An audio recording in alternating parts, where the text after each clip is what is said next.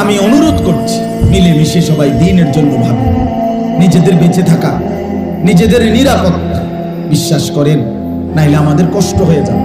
কোরআনে আছে, মা আসাবাকুম মিন মুসিবাতিন ফাবিমা কাসাবাত আইদিকুম। আল্লাহ বলছে, বান্দা, জমিনে এই পৃথিবীতে তোমাদের উপরে যত বিপদ মুসিবত, জুলুম, অত্যাচার, নির্যাতন, অবিচার, অ্যাক্সিডেন্ট, আযাব, গজব আসে, খোদার কসম আল্লাহ বলছে, বান্দা, এটা তোমাদের গুনাহের কারণ। ফাবিমা কাসাবাত আইদিকুম, আমার গুনার কারণ।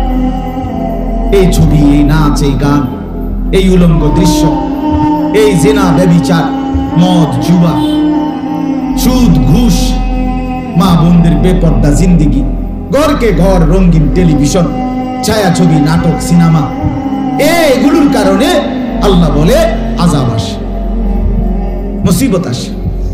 যাহারাল ফাসাদু ফিল বাররি ওয়াল বাহর বিমা কাসাবাত আইদিন নাস।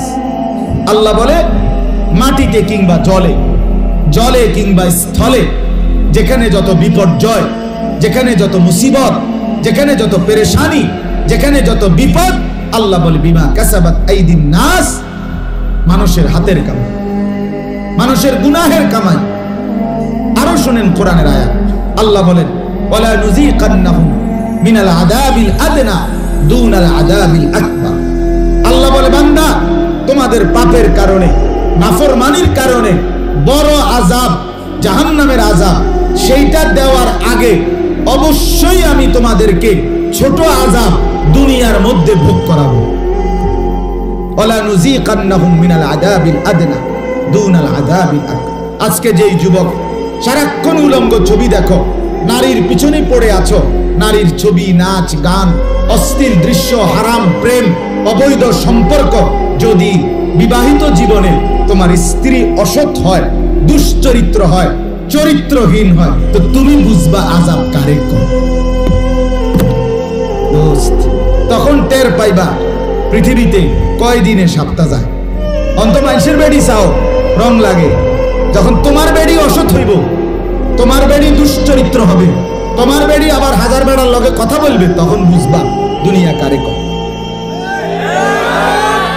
হ্যাঁ, অসংখ্য যুবক যারা আমার সাথে কথা বলে, তাদের মূল সমস্যা এটাই বলে, 3 বছর প্রেম করছিলাম, 5 বছর প্রেম করছিলাম, 2 বছর প্রেম করছিলাম, এরপরে বিয়ে করেছি, হুজুর এখন 6 মাস, 8 মাস, 12 মাস না যাইতেই সংসারটা জাহান্নামের টুকরা, আগুনের কুণ্ডলী, আগুনের কুণ্ডলী। প্রিয় ভাই, অভিজ্ঞতা থেকেই আমি শুনছি, আমি বলছি, অতএব আমরা গুনাহ ছাড়তে হবে, আল্লাহর নাফরমানি ছাড়তে হবে।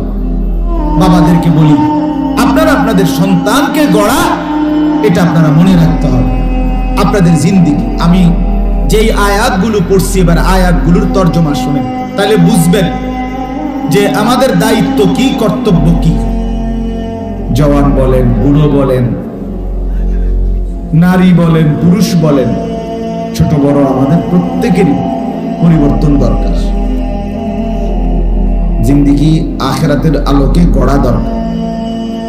আমাদের 70 বছরের যে বুড়ো, তারও অনেক ঘাটতি, 18-20 বছরের যে যুবক, তারও অনেক ঘাটতি, পর্দার আড়ালের যে মা বোনরা, তাদেরও অনেক ঘাটতি, আমরা যারা হুজুর, আমাদেরও অনেক ঘাটতি। আমাদের মুরব্বীরা যখন বলে আমাদের আলেমদেরকে, তখন মনে হয় যেন আমরা একবারই খাসারা, ক্ষতিগ্রস্ত। এজন্য আসলে বাস্তবতা